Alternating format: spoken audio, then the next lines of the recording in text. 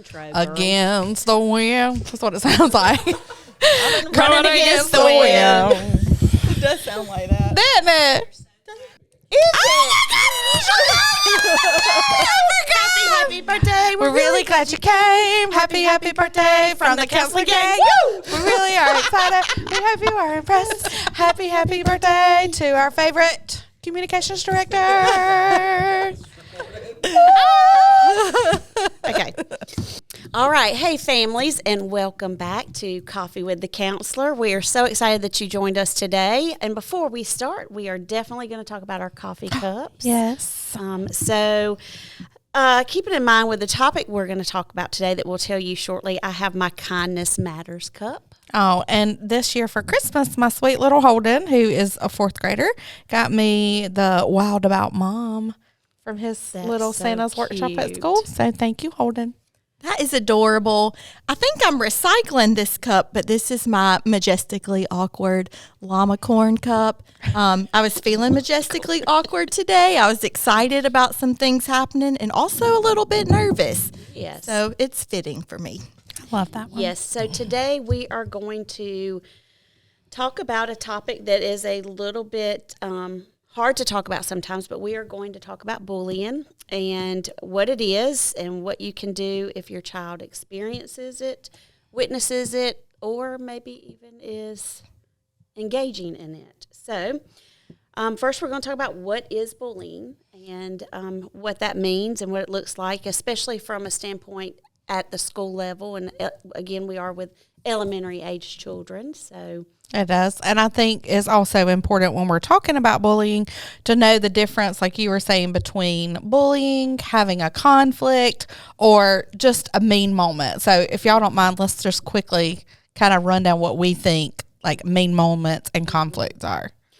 Well, I'll say with my like third, fourth, and fifth graders, I typically do a lesson on this, and we turn that into rude versus mean versus bullying behavior so that they can see exactly what those terms mean, and it helps them kind of identify what it is. And so, like, rude behavior is, making little smart comments or coughing in somebody's face or burping or even some other little things like that. And, it's not Cutting intentional. in line. Cutting in line. Oh, my gosh. Yeah. Elementary age kids, They got to get there first. they want to be first. Got to get there first. But that's rude behavior. And then we go to the mean behavior. And, those are things sometimes calling names and things like that. With my kids, sometimes even rolling of the eyes or making faces because my second graders love to do that. And but that's mean behavior. And then we go from there to what bullying behavior is. And I was just going to say also, if both parties are participating in wrong behavior or bad behavior, that's a mean moment and that's a conflict. Right. Yes. It For is something to not- be classified as bullying, there does need to be one person It's very being mean one-sided. with the other doing nothing in return. Correct. So as counselors, we kind of look at bullying to meet 4 different criteria, right? And we absolutely. do try to teach our kiddos like the difference between, I think someone's being rude or having a conflict or a mean moment or, this genuinely is like a bullying situation. So 4 different criteria that we really try to ask ourselves is this, and this there. The first one being, is it intentional, right? Meaning, Correct. did that person seek you out and they Right. intentionally tried to do harm, right? It wasn't it's- just a bumping in or Right. It wasn't an accident. Not an accident. And it's repeated. So, that intent is consistent. right. Because someone can do something intentionally to you Right. one time, Right. right? And they're being mean, right? They're having a mean moment. You're having a mean moment, or they're being rude, right? If you're participating back in it, now you're having a conflict, right? Correct. But so it could be intentional. But if it's one time, then we're looking at that mean moment or a conflict between a set of people or set of peoples, right? But for bullying, intentional, repeated. The third one, Intent to intended. harm. Uh-huh. Truly trying to hurt their feelings, hurt their Persons, physical body, right. Over and over again. right? And then the fourth one, again, one-sided. Like the other person is not participating in it. Or provoking it in Right. any way. They're just living their day-to-day life, and this is being put on them or against them. Yeah. Yeah. So once you kind of identify the situation and you've decided or determined, okay, I think my child's being bullied, then and when you, I guess we should kind of preface this with, like, I have had a lot of parents that have contacted me and said, this has been going on for a long time. And I'm like, this is the first time I'm hearing it, and it's been going on for months. Like, that's not the way to handle it. And I know sometimes we think, let my kid handle it or it'll stop. But if it meets these things, it needs to be addressed as soon as possible, because the other person, we need to work on that behavior. We need to find ways to correct that behavior for the bully. And so they may not even be aware of some of the things that they're doing, because sometimes kids pick and make fun and they don't even realize they're not being as kind as they should be. Yeah. And to back up on this also, like, we're talking about reaching out to somebody when they're being bullied. I think it's also okay for our kids to let someone know when someone's having a conflict or it's a mean moment. We're not saying don't tell me about mean moments or don't tell me about conflict. Only tell me about bullying. I mean, we want to hear about all three and we want to help you work through all of them. But I think when you do have a conflict or you do have a mean moment, I think a lot of times kids want to say, well, I'm being bullied, because they think that's going to get like our attention quicker. And I tried to teach my kids that regardless of if it's a bullying situation or a mean moment or a conflict, I want to help you handle all of those. Like, I want to help you like work through all of them, right? They're all, I mean, they're all important. All important, right? But with the bullying thing too, just knowing that. And sometimes I think kids will be like, I had a situation the other day. It was a group of fourth graders were in my room for guidance, and one of the kids kept calling the other kid a name, and it was not, I mean, it was a funny name to him. It was funny, right? And so he repeatedly kept calling him that because it's something he's heard, like, jokingly. And if he might would have called me that, I might would have thought it was funny too, you know. But I had to pull him to the side later on and tell him, like, because I could see it on the other kid's face, like, they didn't like it. And finally he did ask him. He was like, please stop calling me that. I don't like that, you know.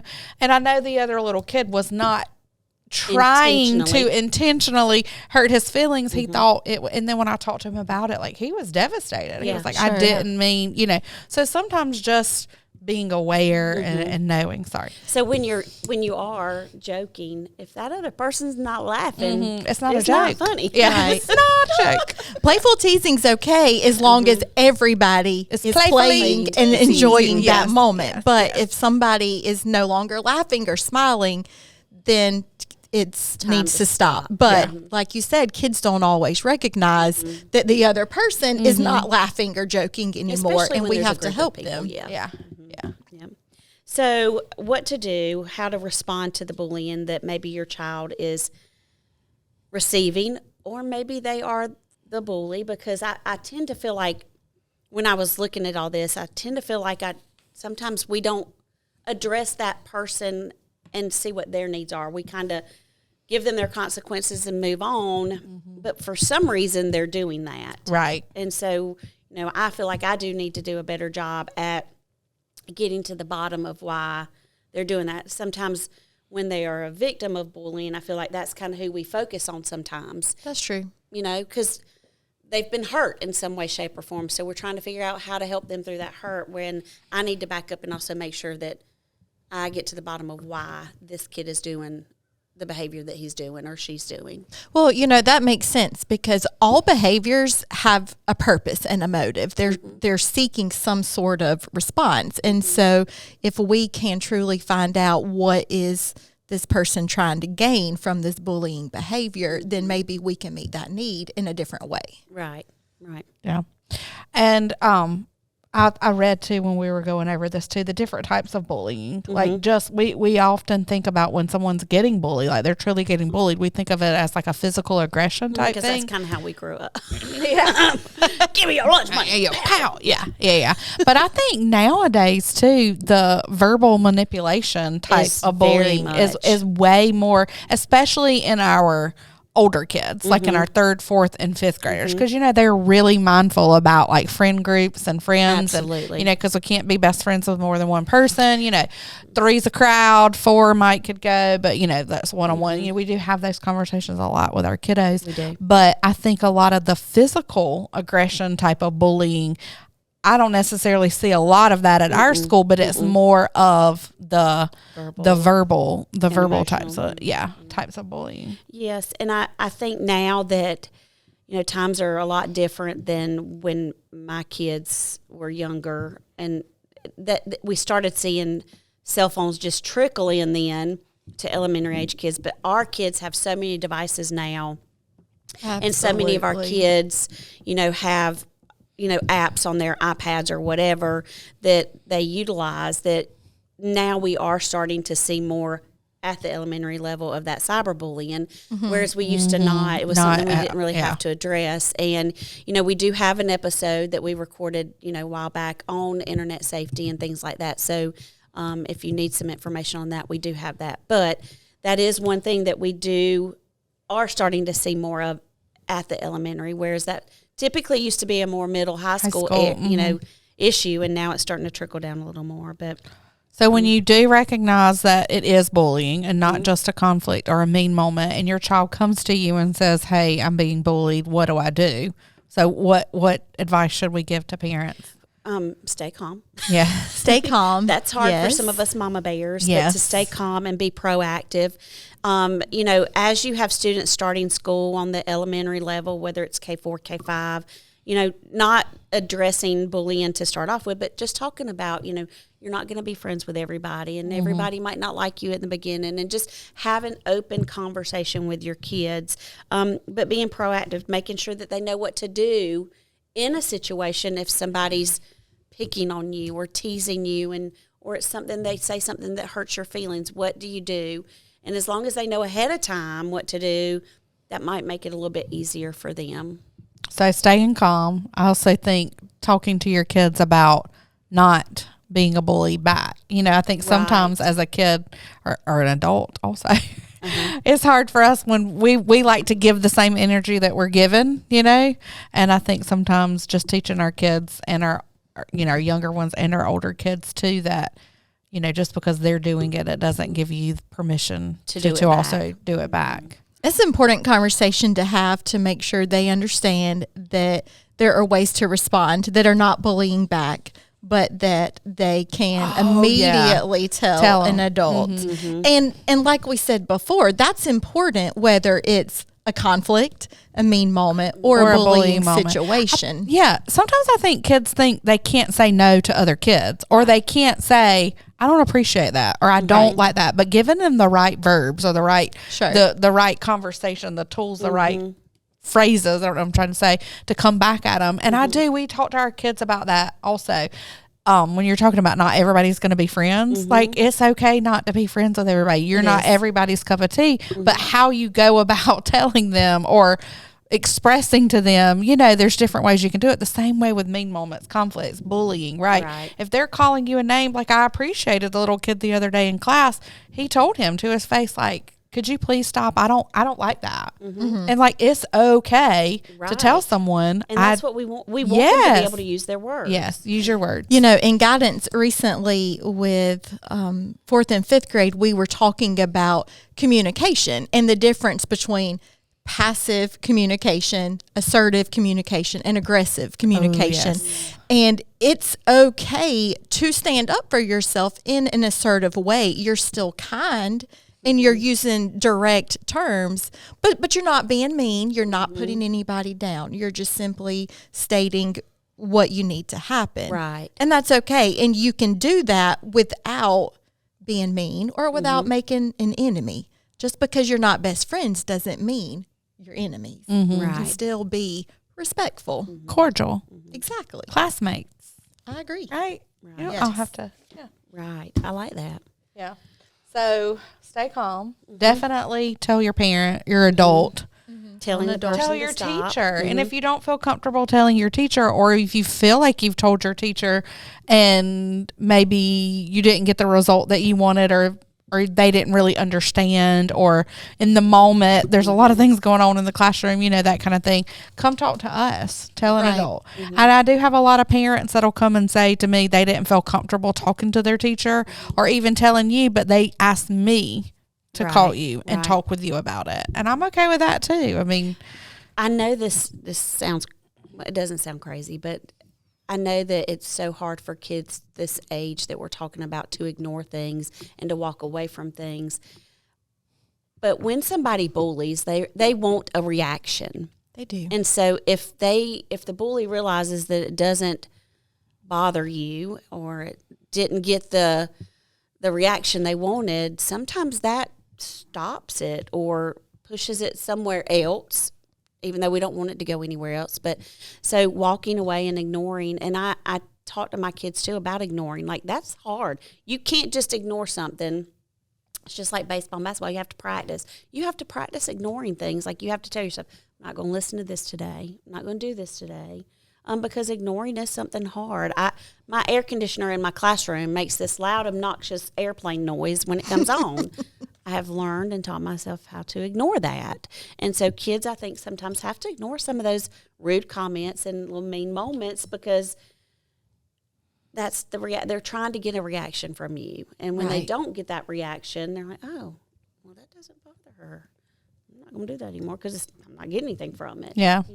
So walking away, talking to somebody. I've told a lot of my 4th and 5th graders because they're starting to email now. Like, if you don't feel comfortable or you don't have time right there because our kids change classes and they don't have a lot of time, shoot me an email and say, hey, Miss Barbara, something's going on. I really need to talk to you. And that's a really cool skill that we talk with all of I think when we do like our Google check-ins at the beginning of the year with each kid, I try to show each one of my 3rd, 4th, and 5th grade classes, especially, how to use their email to email me. And I know that's like a double-edged sword too, because we don't want them using technology too much. Sure. But then I also think with our school email, we do have safety measures in place so that if they're emailing each other inappropriately, then we do get those alerts. But I do have some kids that'll reach out email, even some middle schoolers and high schoolers. They will email back. I had one of our podcasts, the last one or the time before, I had a kid reach out by email that I taught, years ago. That's so sweet. And he was like, I watched your podcast. It was neat. And I thought, oh, okay. So, reaching out by email. Parents too. I know sometimes you get crazy busy and work and you might not have access to a phone right there at that minute, but just emailing us. But just that stay calm, walk away, tell an adult, talk through it, those types of things. And when you're having those conversations to prepare your students, make sure that you include that reporting a dangerous or unsafe situation is not the same as tattling. Yes. And that's so difficult for children to grasp and apply in life. But I try to tell students that tattling is to get somebody in trouble. Just because you want to see them in trouble. But reporting is trying to keep everybody safe because it could potentially be a dangerous situation. And our students hold really tight to snitches get stitches. Oh, yeah. But in a bullying situation, they've got to let that go and remember that we're reporting something unsafe, not tattling. Yes. That's a good point. And also just having conversations with your kids too. They may not be being bullied and they may not be being a bully, but they may be aware of bullying situations. But being a bystander, the difference between, and we talk about this, especially when we use the books, about being a bystander versus being an upstander. A bystander just stands by and watches it happen and doesn't say anything, and an upstander, intervenes. I was trying to think of that word. Intervenes, right? Whether they intervene to the bully and ask the bully to stop. And some kids may not feel comfortable intervening to a bully, but they could intervene in other ways by telling an adult, telling their parent, going and getting help, or telling a teacher, or telling your counselor, telling your parent, hey, I'm not being bullied. Nobody's bullying me and I'm not being a bully, but I feel like one of my friends is. Yeah. Just having that conversation. And upstanders can even intervene in this situation, not necessarily by addressing the bully, but just by engaging in that targeted student in another activity, like hey, bust in with a yeah. joke or invite them to come play, Yeah. or come work at their come away from the table. situation. Right. And then they have proactively done something very helpful and very powerful. But didn't really put themselves in the middle or made Right. themselves a target Right. either with the bully. Right. That's a good one. That's a good one.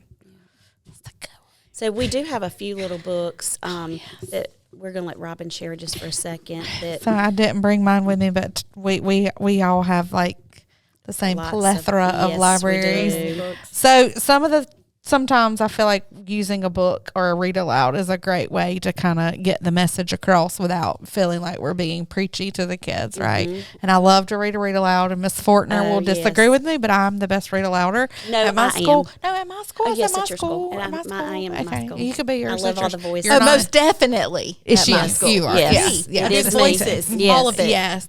And I taught reading for 16 years. So like, I'm the best. I might be. Okay. I'm going to find you a gold star. Okay. Uh-huh. Thanks. I think we all three need to go started. And I did, when you do, this is totally off topic, but when you do read alouds with your kids and they're not paying attention, I'm like, this is Oscar worthy performances Yes, here. Like, absolutely. pay attention to me. No, I'm just kidding. Yes. Okay. All right. So The first one we have, this is more for like the younger kiddos. So I definitely think it's more relatable for them. You know, some of the other books that we might have or use as a little bit older. But Llama and the Bully Goat's really cute. And I like a little rhymey book, so that one's cute. Yes. Yeah. My favorite ever in the whole wide world, Mean Gene, the Recess Queen. Love this Love Mean Gene. And I love it when the bully learns a lesson and Mean Gene learns her lesson. she sure does. I feel like this is K through 5 all the way. absolutely. Because I even think fifth graders just love. going They back love, to this book. yes, they do. And then the series that we were talking about earlier, this is probably more for your older kiddos, right? 3rd through 5th grade, but it's 3. It's Dare, Weird, and Tough.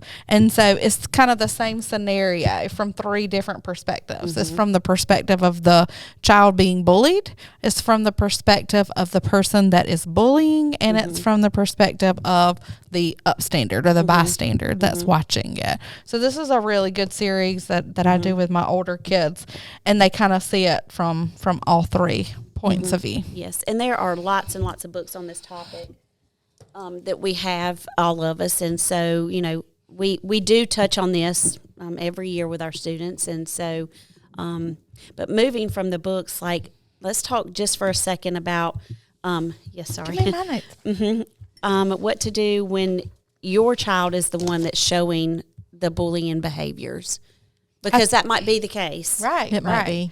I think number one, you have to be firm and direct. Like, this is not okay. Period. Like, not, well, you've had a tough time at this and this has happened, and those things may be true. That's rightfully so. That might be why you're doing it. But I feel like firm and direct, this is not okay, regardless. And not justifying your kids' behaviors, not trying to make excuses for them. Right. Just like you're saying, and accepting that, hey, like all of our children Have something. They have something, and they go through life, and we want them to make mistakes, and we want them to learn from things. And this is something you can learn from.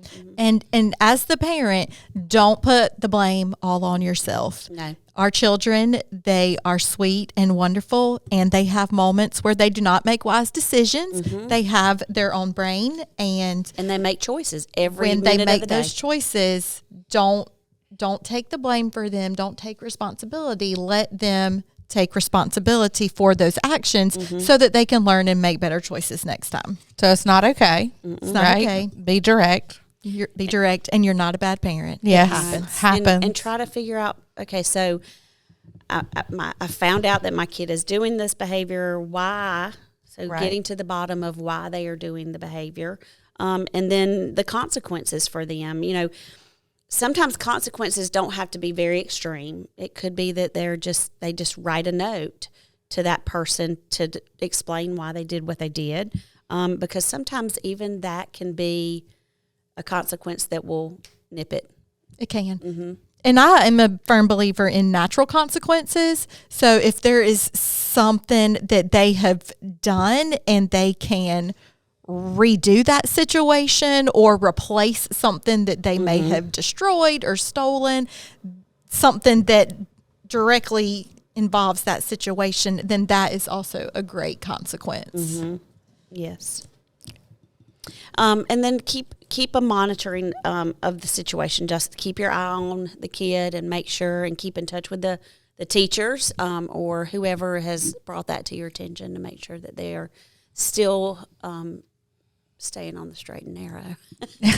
And involve people that are important in your child's life. If they have, if you're involved in a church and they have a Sunday school teacher that they are close with, or if there's a coach involved in their life, a doctor, a daycare worker, anybody like that your child has a connection with, involve them and let them help you guide them and direct them and help them make good choices. Because sometimes those people can, they can kind of get things a little bit straight when we can't. Yes, as a parent, yes. Yeah, sometimes, my daughter would have listened to her volleyball coach before she would listen to me, so sometimes those people can be very impactful with our kids and helping make sure that they are doing some things that they need to be doing and being kind. All right, so we do have handouts that we typically send home. Those will come home in a few weeks. And again, if you need anything from us, we are here to help your children. We're here to help you and assist in this situation. And if you would like more information on this, I know we all have some websites. Andrea is going to give you a few, though, real quick.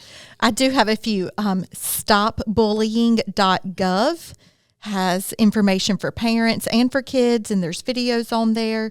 And then cfchildren.org has educational information for parents. And then there's a children's section too with videos and book lists and articles. And lastly, stompoutbullying.org has excellent resources.